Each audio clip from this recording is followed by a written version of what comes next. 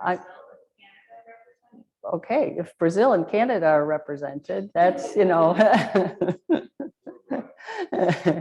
good representation from this side anyway. I guess that's what we would expect, because in view of the time zone and the times in the different places, it's not a good time to try to talk to Korea. I have experience from in the past. Oh, we do have Taiwan though, in Uruguay, Lebanon, South Africa, Spain. Okay, so we've got the world. The world is joining. So welcome to everybody. We're really happy to have you here to participate in the Continuing Technology and Second Language Learning Conference. This is our 19th annual conference, and our topic this time around is Learning English Online, Research for Course Design. And I really can't think of a better plenary speaker to address this topic than our speaker this afternoon, Dr. Regine Hampel of Open University. Now, we heard about the Open program in the US this morning, the Online Professional English Network that was started in 2020, 2 years ago.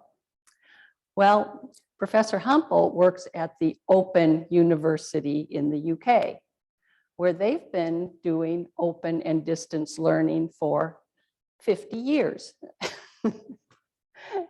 And during that time, she started as a professor of German at the Open University, and so was a distance language teacher for quite some time. And during that time, she has really developed a career that has just really focused on, in my view, kind of the central issues in language learning and technology, because she has always done research on the specific technological affordances that allow students to learn in particular ways. And her work really, as you know, I've been following her work for about 20 years. And it's really interesting because of the way the tools and it's so clear that it's the tools that are used in practice need to be studied, theorized, really understood in order to kind of grasp what it is we're doing here and what the new technologies provide. And so I was, of course, delighted when she agreed to serve as one of our keynote speakers today. Her topic is Disruptive Technologies, Computer-mediated Communication in Language Learning and Teaching.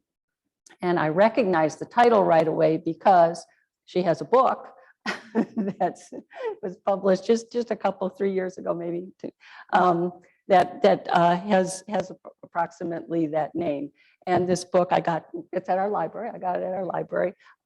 Is really quite an interesting read because it really follows the trajectory of her work in putting current technologies for language learning into the current theoretical process that is being used to help understand a lot of advances in the modern world.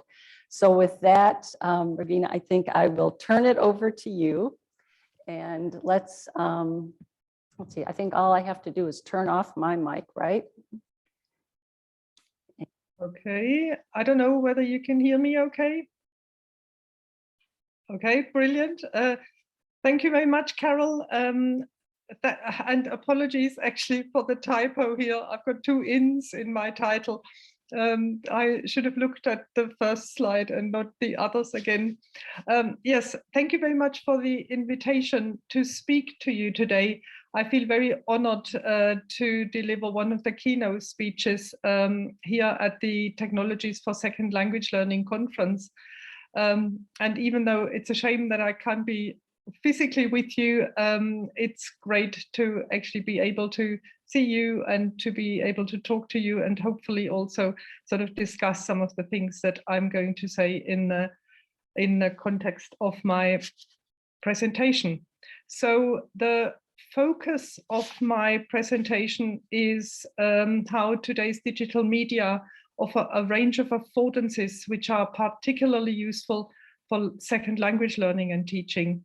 And as you're aware, These include things like multiple communication modes, easy access to interaction with speakers of the language, opportunities for active knowledge making, and ubiquitous learning, amongst other things.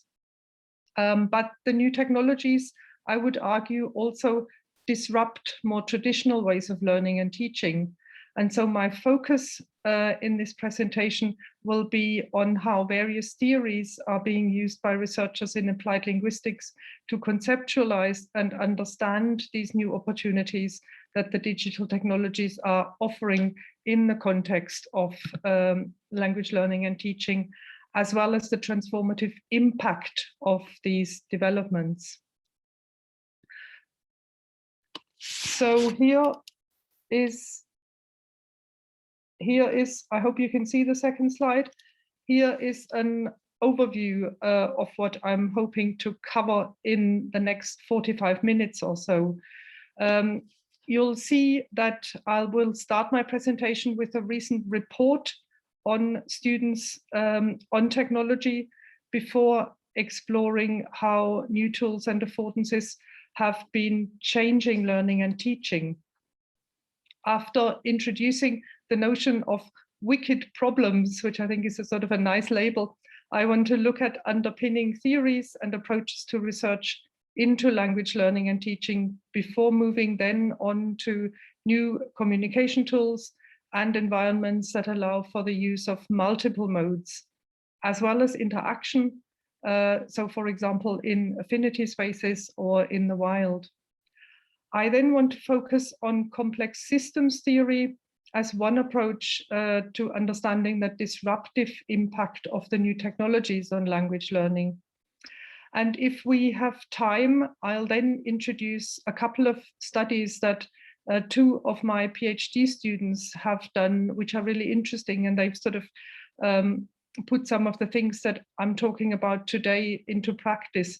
And then at the end, I'll consider some general implications for learners and teachers today, and then conclude with some questions in the context of the disruptive impact of digital technologies on language learning and teaching, as examined through the lens of complex dynamic systems theory.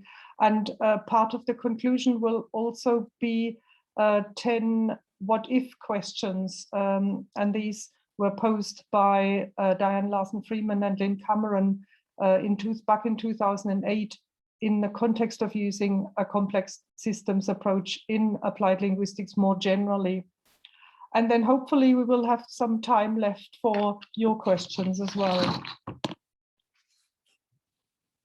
So let's have a look at this report.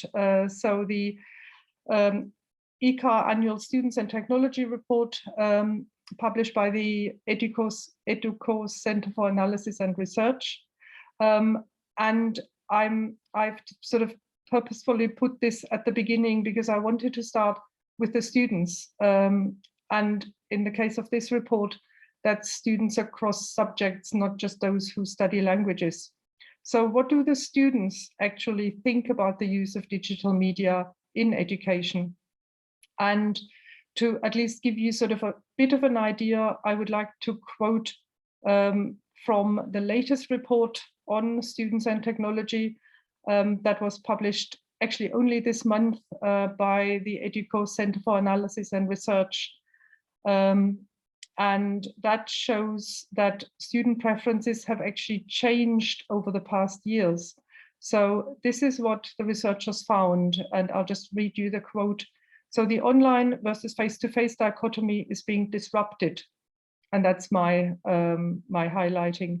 Student modality preferences have shifted towards online options since 2020.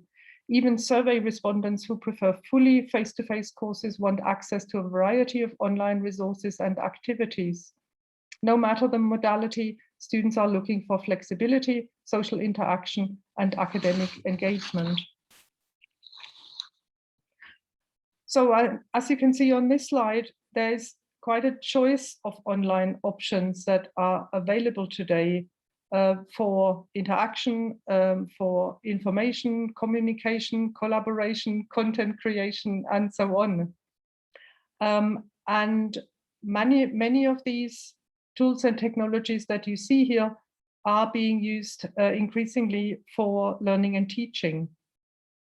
And if I can refer to Mary Kalentzis and Bill Cope's work, they pointed out in 2021 that today's digital media offer a range of affordances which are particularly useful in the context of language learning and teaching.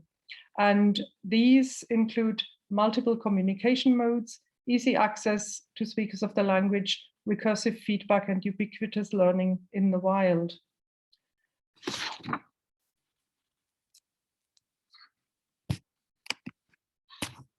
And here is a quote from them to actually point out what I've just sort of summarized. And they also interestingly point to the fact that e-learning ecologies point the way to the largest shift in the systems of modern education. So I think that sort of chimes well with what I'm trying to do in this presentation.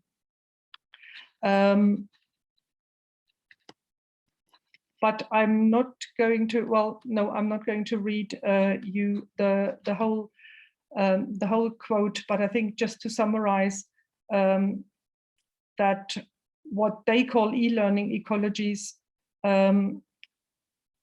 is a shift which relates to the learning space, to learner to teacher and learner to learner relationships, kind of knowledge, and how learning outcomes are measured.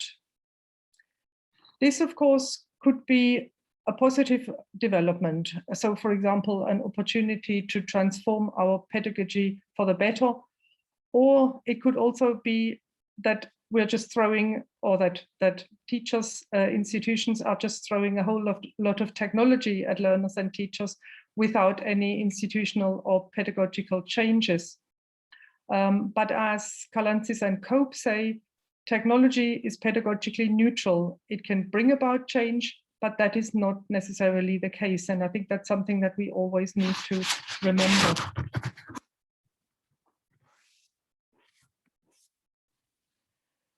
So this slide shows the new affordances, or some of the new affordances that the new tools, media and tools, have for language learning. So these include opportunities for communication and interaction, both with fellow learners and with speakers of the language that one is learning. So, for example, through participation in online games and in virtual worlds.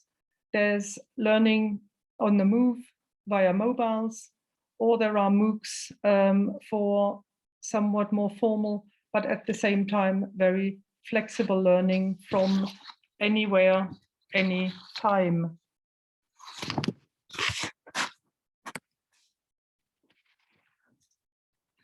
But what do these changes and opportunities that I've just highlighted to you actually mean for learners and teachers, as well as for researchers? So let's have a sort of a think how we can, so what sort of theoretical concepts we can use to try and actually understand that. And one sort of notion that I found quite useful is this idea of wicked problems, which is a concept that was introduced in 1973 by Hostrittel and Mel Weber. And they did so in a social sciences context. And they define wicked problems in the following way, and I'll just read this to you because I think that's quite important. So they said wicked problems are issues in the social realm that, quote, cannot be addressed by assuming, as science does, that they are tame or benign or definable, separable, and solvable. And consequently, these problems cannot be understood, analyzed, and dealt with by adopting only any one form of positivist or relativist methods. These issues defy easy solutions because they are highly complex, with no consensus understandings or readily apparent resolution. They are intricately interconnected with other problems and entrenched across multiple levels of the social world, and consequently affect the lives of countless other people. This concept of the wicked problems was then a little bit later picked up by in applied linguistics, actually, by colleagues Phil Hiver, Ali Al-Houri, and Diane Larsen-Freeman in 2021. And they actually used it to examine multilingualism and second language development. And it's also something that I sort of would like to use here in this presentation and in my argument. So emergence, I would argue, wicked problems are often complex. And so one approach to actually try and deal with them is to acknowledge their complexity. So if we go back to our language learning context, where in recent years we have seen a move away from cognitive approaches to language acquisition, and a rise in the use of concepts such as ecology, emergence, and complexity. That is something that various applied linguists have sort of more recently pointed to and further sort of developed these notions. So, for example, Solly and Goodwin in 2020 focused on unexpected phenomena, which according to them can be tackled with the help of the concept of emergence, to actually help us understand how systems that are made up of components whose properties we understand well can give rise to phenomena that are actually quite unexpected. And Nick Ellis in 2003 noted that, and this is a quote from his article, that the complexity of language emerges from relatively simple developmental processes being exposed to a massive and complex environment. And in 2006, he and Diane Larsen-Freeman actually edited a special issue, which you may be familiar with, of applied linguistics, entitled Language Emergence, Implications for Applied Linguistics. And if you haven't come across it, have a look at it. It's worth looking at. And Diane Larsen-Freeman and Lynn Cameron in 2008 then published their book entitled Complex Systems and Applied Linguistics.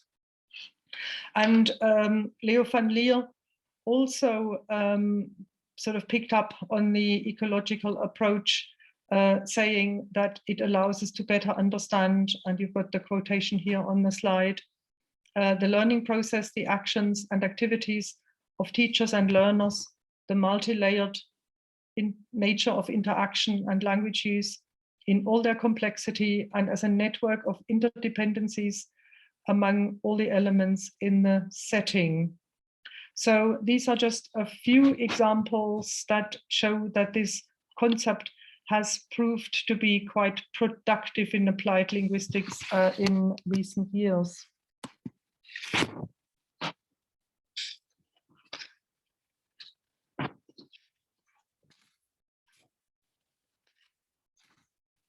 So there are sort of other people who've sort of picked up this approach. So Debord and colleagues, for example, have described dynamic systems theory as a comprehensive theory of second language development. And you may also have come across what, in a way, I would call a programmatic publication by the Douglas Fir group. And I was sort of puzzled by the name when I first came across this publication, but it's basically 15 key North American scholars in applied linguistics, and I'll not list the names, you've got them here on the slide. And as you can see, many of the key figures in SLA over the past 50 years are included. And the aim that they had with this publication was to introduce what they call a multidisciplinary framework for a multilingual world. And with this, they wanted to recognize they wanted us to recognize the importance of globalization, of technologization, mobility, and its impact on the changing nature of language learning and teaching. And so they were influenced by insights from various fields of study. So that includes anthropology, situated cognition, education, and sociology. And they very, very strongly argue for a transdisciplinary approach. So rather than taking an approach informed by conventional linguistics and psychology, they argue for an understanding of language use and language learning as, quote, emergent, dynamic, unpredictable, open-ended, and intersubjectively negotiated. And I would actually like to add disruptive to that list as well.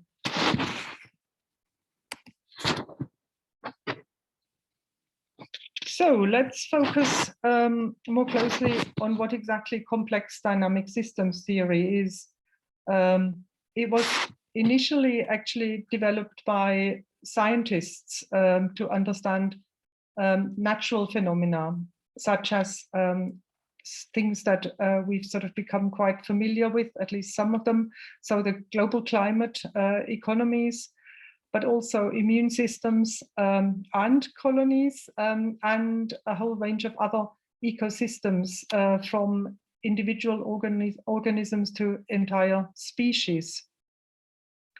Mitchell and Newman provide quite a useful definition.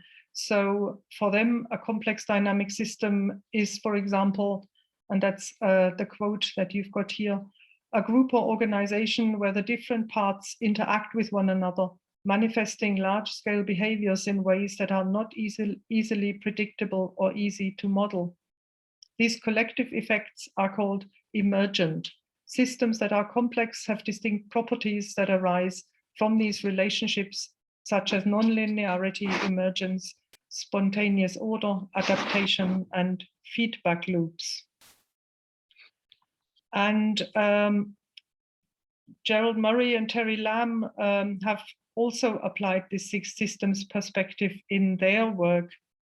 And for them, it means taking account of not just one aspect of the language process, but understanding it as a system that, and that's a quote, that would encompass the learners comprised of their various nested systems, cognitive, biological, affective, etc., their teachers, the materials, the spaces they move across, and the places for learning that emerge as they interact with and within these spaces. So it's very important that to sort of see the learner in this sort of bigger picture that all has an impact on how learning happens.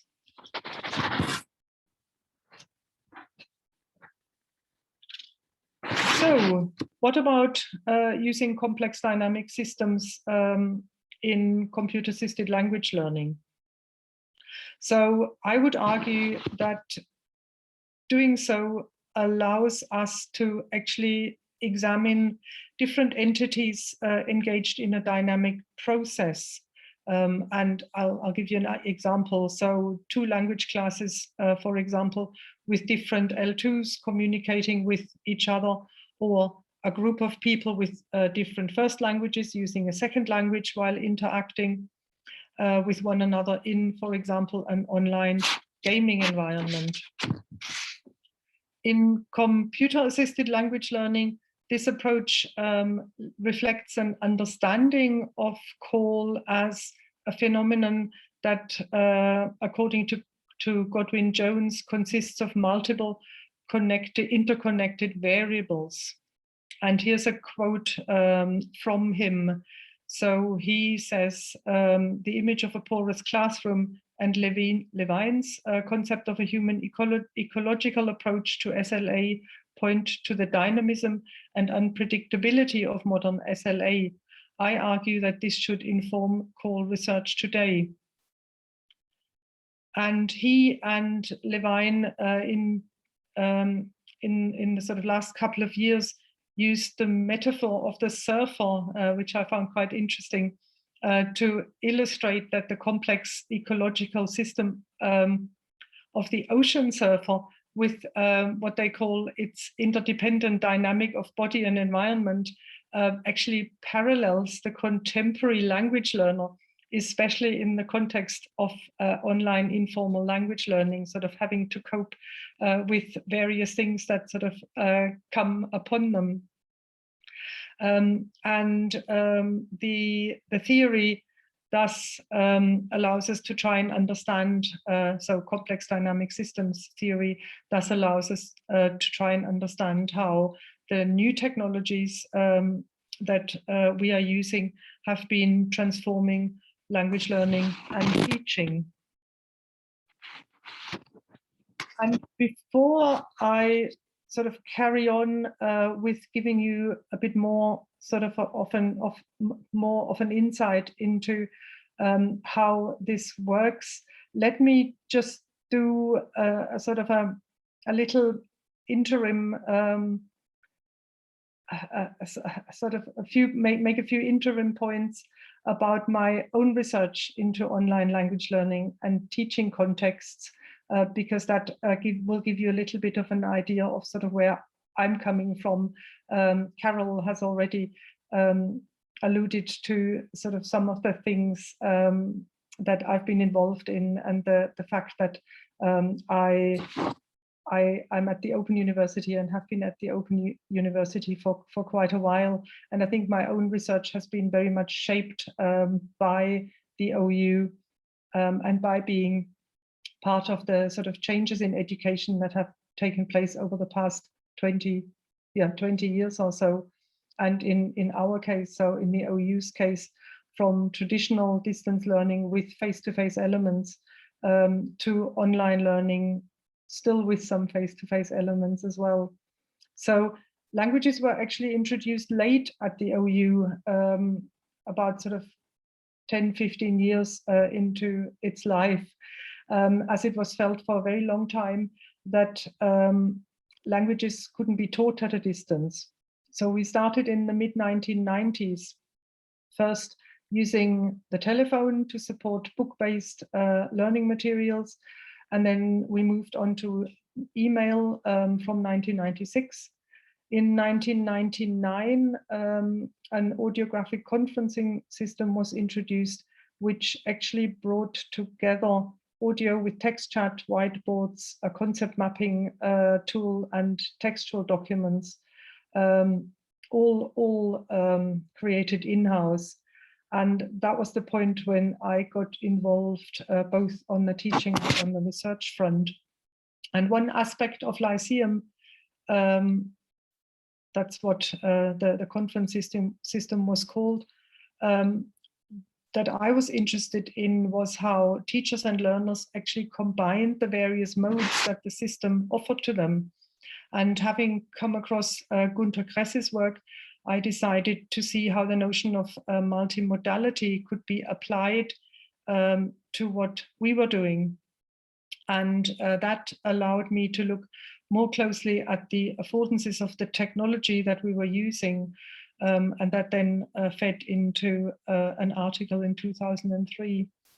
Other work that I've been involved in has focused on the competencies that teachers need when supporting students online, and also on teacher training, feeding, for example, in the development of a sort of a skills pyramid with my colleague Uschi Stickler. And further research that I've been doing has focused on methodological aspects. So, for example, around the capture and transcription of data in multimodal environments. And all of this has meant that I've become very interested in trying to understand and also to conceptualize how language learning today is or can be different compared to the more traditional classroom. And that's also sort of impacting on this, or inspiring this presentation today. So what about the sort of new theoretical approaches to research into online language learning and teaching specifically? So I have described the impact of the development and introduction of these new communication tools and new spaces into language learning and teaching in the following way. And that's a quote from the book that Carol earlier held up, which was published in 2019. And you've got the quote here, and I will read that to you. So we have arrived at a point where the technological changes that we have been experiencing are having a fundamental impact on our social and communicative practices, which in turn are changing the way we learn languages, using new interaction patterns, new communication modes, and real-world contexts. And this is likely to continue with emerging technologies such as virtual reality, offering increased levels of immersion that can be harnessed for language learning and teaching. So a key focus in my research has therefore been to try and understand how language learning today is or can be different compared to the traditional classroom, which for decades was characterized by the use of sort of very particular interaction patterns. So, for example, the IRF, the sort of initiation response feedback loop. It's also been characterized by a focus on the spoken mode of communication and the physical location in an educational institution. And I've been trying to explore various ways of actually conceptualizing the impact of the new digital and online tools and media on language learning today, using various theoretical approaches that help with this and help us understand the pedagogical implications as well. So my recent book is entitled Disruptive Technologies and the Language Classroom, a Complex Systems Approach. And maybe just to add that the notion of the classroom is understood here in the widest sense. So not just a sort of a physical classroom as in a way sort of what we can see sort of in our setup here today, with walls and desks and chairs and things like that. So the theoretical framework that I use in the book tries to bring together three approaches. So complex dynamic systems theory is the first one, and I use it as a meta theory or a kind of heuristic device that allows us to conceptualize the transformative changes that language learning and teaching has undergone. In addition, sociocultural theory provides a situated approach to learning, emphasizing the inherent cultural, historical, and institutional context of mental functioning. And rather than viewing acquisition as information processing, it provides, and that's a quote from Block, it provides more socially sensitive or ecological models of cognition with interaction as very much as a key concept. And then the sort of third leg of the approach is the theory of multimodal communication, which helps us to see and explain language as a social phenomenon, and to reflect on the different communication modes that we use and how to actually best use them to make meaning. The conclusion that I and others have come to is that the new technologies are actually disrupting this traditional language classroom by offering different ways of interacting, multiple modes of communication, and much greater engagement with the world outside the classroom. So let's just look at those sort of different areas in a little bit more detail. So I've said quite a lot about complex systems theory, but I haven't said very much about sociocultural theory. So now let's focus on this and also on the theory of multimodal communication. So sociocultural theory is an appropriate approach in our context. It focuses on how learning is distributed, interactive, and contextual. It explores the social sources of individual development and the role of symbiotic mediation in human development. It provides an understanding of mental functioning, including learning, as situated in cultural, historical, and institutional contexts. And rather than viewing acquisition as information processing, it provides, and that's another quote from Bloch, more socially sensitive or ecological models of cognition. Interaction is a key element in sociocultural theory. And if we look at the changes that the new media have been effecting on the language learning and teaching, one springs out, and that's the IRF pattern. So the sort of traditional way of teaching and learning, with the teacher initiating something, the student responding, and the teacher providing feedback.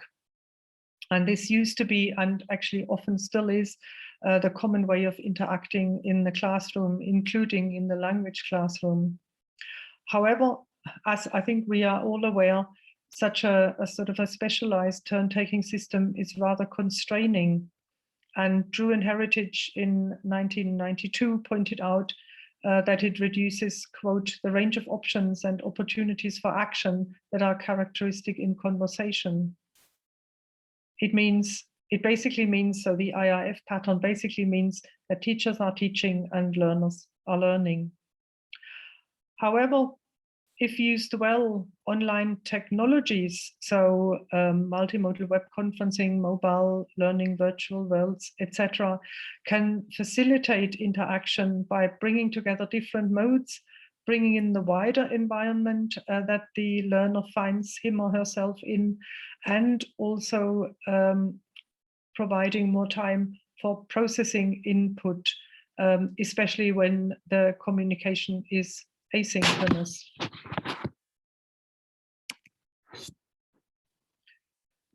So here's a slide which gives you a little bit more information about communication tools and modes, which is something that has been key to human development. And just a sort of an image showing how the different modes have actually developed, and the sort of key modes that we use for meaning making are the linguistic mode, the visual mode, the aural mode, the spatial mode, and the gestural mode.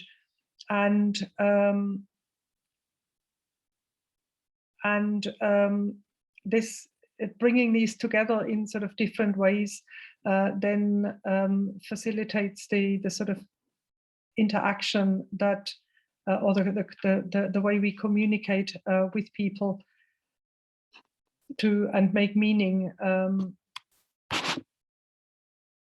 Okay, let me go to the next slide. So here's a little bit more information about the theory of multimodal communication. which goes back to Michael Halliday's work on social semiotics, showing that languages are systems of meaning potential rather than what he said, a code or set of rules for connecting signs and meanings. Sorry, and that's a quote from Carrie Jewett. In turn, Michael Halliday then influenced the work of Günter Kress and colleagues, and work that's been quite groundbreaking. They argued, for example, that modes such as visual communication, gesture, and action are resources that, quote, have evolved through their social usage into articulated or partially articulated semiotic systems in the same way that language has, as a network of interlocking resources for making signs. And in 2003, Günter Kress and Theo van Leeuwen explored visual semiotics, focusing on multimodal texts. And I think that's still a very worthwhile book to sort of look at if you're interested in this topic. And Kress and van Leeuwen illustrated how modes are usually not used singly, but that they're used in combination with one another, with humans using verbal language alongside non-verbal body language, so posture, gesture, tone of voice, facial expression, touch, and personal space. And more recently, Bessemer and Kress in 2016 have shown that spoken language is constructed, negotiated, and mediated as part of what they call an orchestration of wider resources.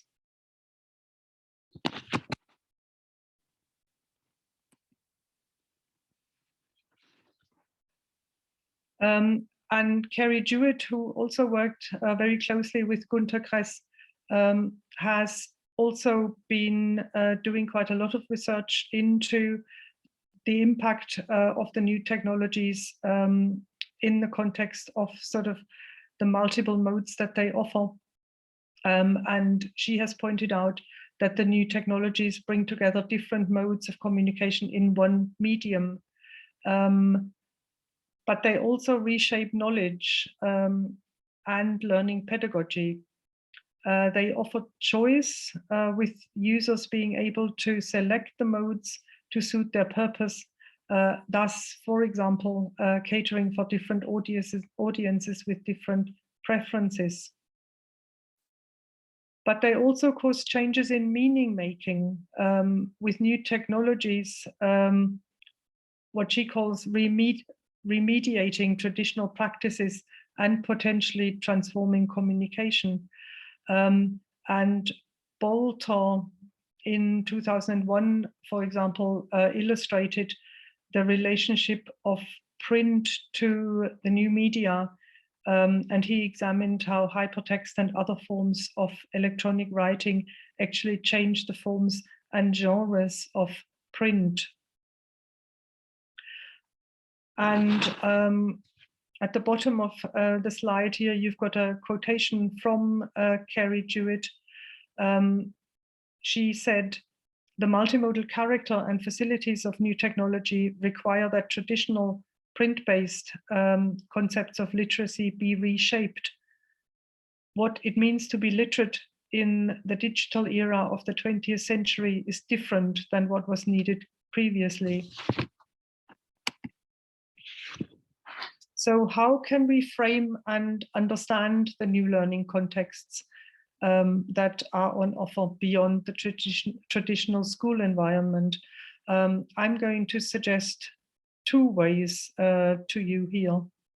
So the first one is with the help of affinity spaces. It's a notion that Jim G put forward in 2005. And affinity spaces have been defined as spaces that attract young people to engage in learning without the constraints of traditional learning environments. And according to G, these spaces allow for participation in language communities, experiencing language as a social practice, and learners developing their own identity as language learners. And I would argue that new technologies can actually provide such affinity spaces, thus offering new learning contexts beyond the traditional school environment. Another way of looking at the new learning contexts that are available today and the opportunities they offer is to use the notion of learning in the wild. And that's an area of research in which Johannes Wagner has been very influential, for example, through his 2015 book, Designing for Language Learning in the Wild, Creating Social Infrastructures for Second Language Learning.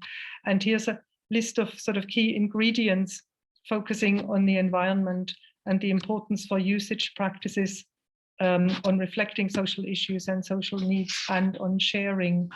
And I'll just let you glance through these rather than reading them out.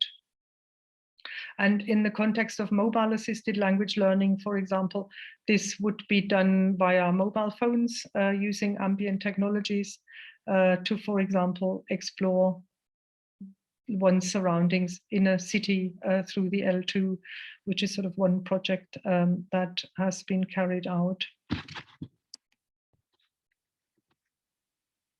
As you have seen and heard, the focus of my work over recent years has been to try and understand the impact of the new digital media on language learning today, and trying to see if and how language learning is or has the potential to be different compared to the traditional classroom, which for decades was characterized by the use of particular features such as the IRF interaction patterns, a focus on the spoken mode of communication, and a particular physical location. So the conclusion that I have come to is that the new technologies are indeed disrupting the traditional approaches to language learning and teaching by offering different ways of interacting, multiple modes of communication, and greater engagement with the world outside the classroom. Now, I'm aware that it's, well, here it's 8 o'clock. I think for you it's 2 o'clock. So I think I've talked for 3/4 of an hour. If, I don't know, Carol, a question for you. I've got 4 slides which I can skip, and I can move on to implications for teachers and policymakers and some what ifs. The slides that I can skip are 2 doctoral studies that actually illustrate sort of what I've been doing more theoretically. Yeah, I think that seeing the doctoral studies would be of great interest to this room, since we have a lot of graduate students here. So I would go for that. Yes, and I'm getting a thumbs up in the room on that. So let's go for it. Thank you. Okay, great, thank you.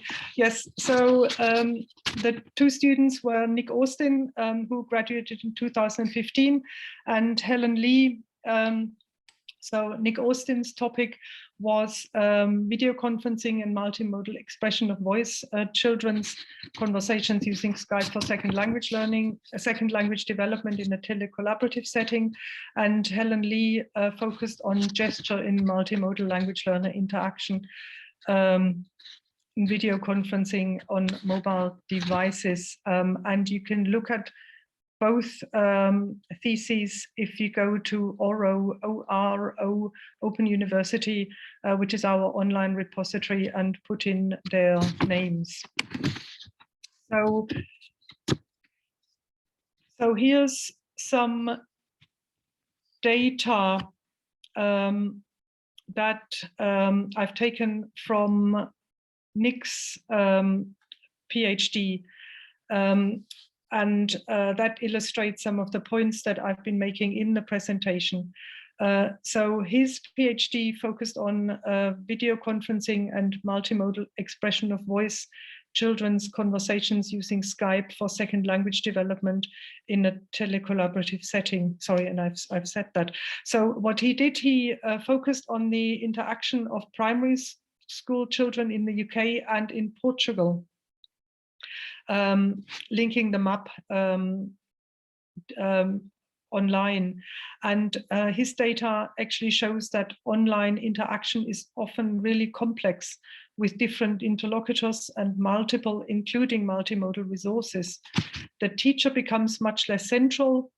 The learners created their own input using, for example, a teddy bear, as you can see here, and they designed their own learning experiences.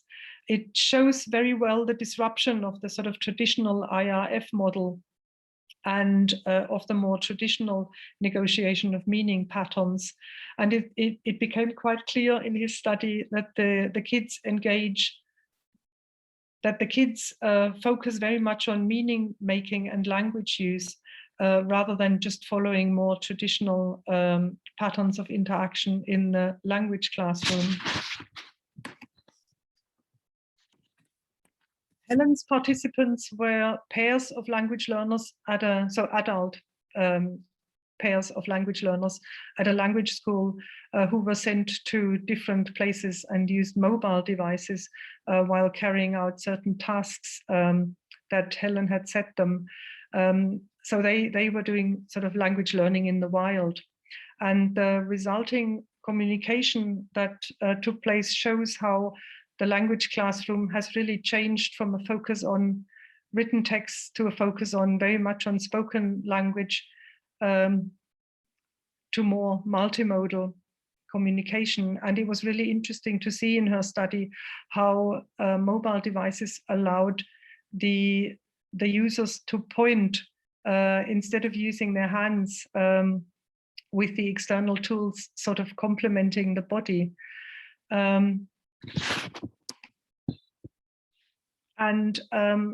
I think that both these projects really show how new technologies, for example, in the context of telecollaboration or mobile learning, can actually open up the language classroom to the world, with new technologies giving learners access to a second language as it is used in the real world.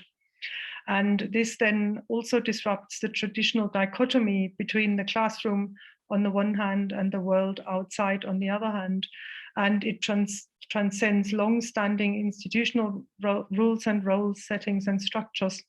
And for these learners, the second language was not just a set of abstract concepts and rules, but a tool that they really used to make meaning. So what does all of this mean for learners and teachers today? So we've seen how new tools and new social practices are offering new opportunities for language learning.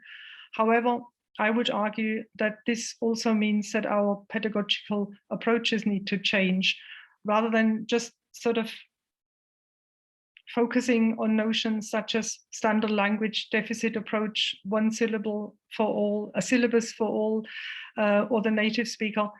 Language learning needs to be understood, and you've got that quote here, as an active transformative process. And a pedagogy based on that recognition is more likely to open up viable life course for a world of change and diversity, as Köppen-Kalentzis stated in 2009. It's not enough, though, for language teachers to adapt their practices. I think that's a first step, and the teachers adopting new approaches.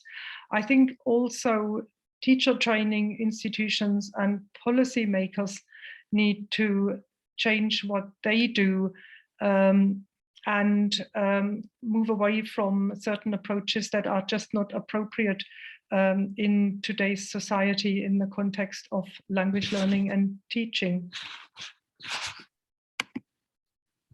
So this is my last slide, and that's a sort of a list of what ifs that, well, it's basically 10 questions that Larsen, Freeman and Cameron posed in their 2008 book, and which I feel can be applied quite readily to our context of technology-supported learning.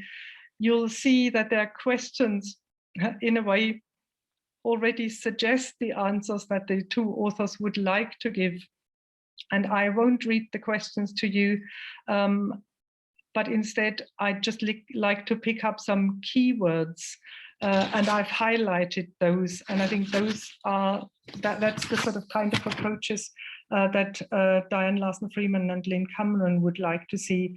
So it's about widely accepted theoretical dichotomies into the nature of language and its learning. It should be about the importance of participation in a second language community. We should not try and separate learning and the learners.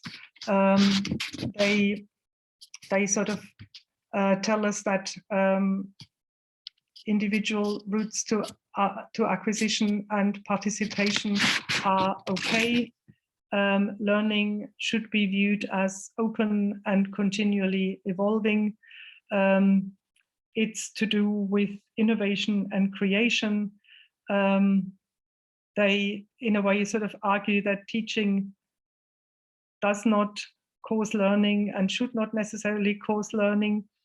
And they also say, or sort of imply, that language learning tasks should be providing affordances, and that understanding through talk is the result of the dynamics of the system.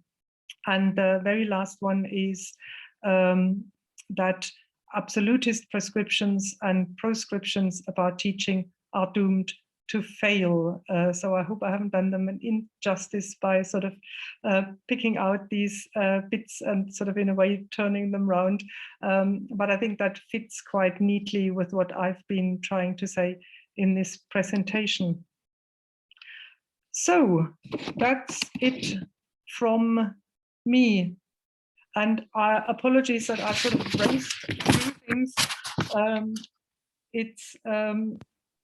I've tried to sort of pack quite a lot in, but I hope I've made the case for the sort of disruptive technologies and disruptive in a sort of a very positive way. So over to you, and thank you very much for listening. Thank you very much. Yeah, applause from the room. I don't know if you could hear that, but yeah, we really appreciate this massive amount of thinking and information. And yeah, I think everybody in the room is agreeing with you that, you know, this is really a new world that we're living in, with lots of implications for our work in applied linguistics. I think we've got some questions from the chat. Jean? Yeah, we have a question. Someone was asking what database, where's the database that the Open University dissertations are on? Oh, it's called ORO, O-R-O, and it stands for Open Research Online. But if you just Google ORO, Open University, you should get to the right place. Okay, thank you. Any other questions on chat or in the room? Questions, comments?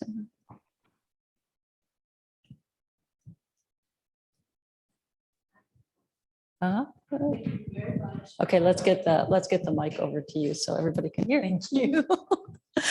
Thank you very much, Dr. Hampel, for your presentation. I'm a doctoral candidate, and my dissertation is 100% aligned with what you just presented. And it was really good to hear and see more resources that I can add to my literature review, and that my research is up to date with what's happening around the world too. So thank you very much. I'll probably be emailing you to talk some Okay, more. yes, of course. I have actually included references, but I don't know, it probably doesn't make sense to sort of run through them.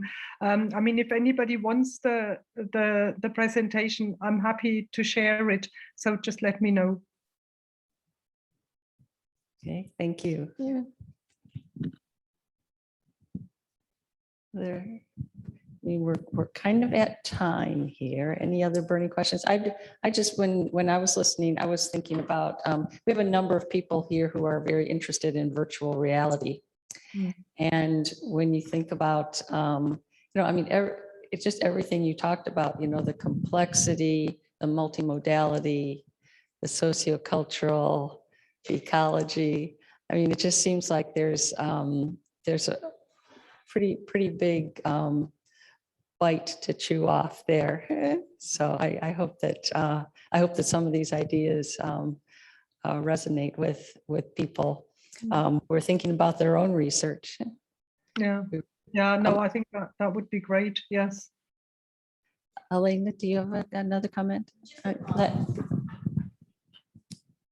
I also wanted to thank you very much for this wonderful presentation. And my comment is about one of the questions that you had on your last or one of the last slides, and that is about what if it's not about the input, but it's more about the affordances that the technology creates. And I think in our program in particular, with the technology program projects that our students have been developing, this is one of the things that many of them are thinking about and doing, and it was just such a nice way of explicitly putting it here and draw their attention to this. Thank you very much.